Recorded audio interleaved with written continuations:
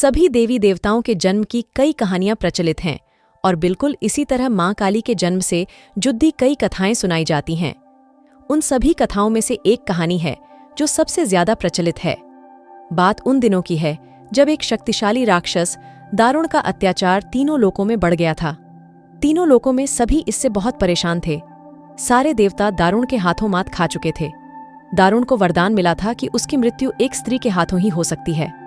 इस कारण सभी देवता हाथ जोड़कर ब्रह्मा जी के पास पहुंचे कि वे इसका कोई समाधान निकालें। इसके बाद ब्रह्मा जी ने एक स्त्री का रूप लिया और दारुण से युद्ध करने चले गए, लेकिन वो भी इस असुर को हरा नहीं पाए।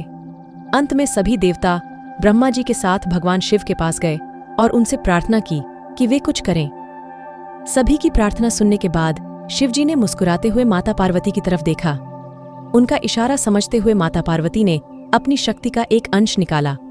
वह एक चमकता हुआ तेज था जो देखते ही देखते भगवान शिव के नीलकंठ से होते हुए उनके शरीर में प्रवेश कर गया।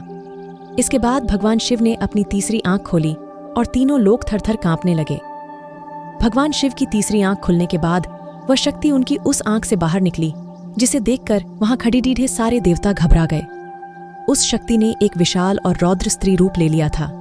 उनका रंग रात सा काला गहरा और जुबान खून जैसी लाल थी। चेहरे पर आग सा तेज था और माथे पर तीसरी आंख थी।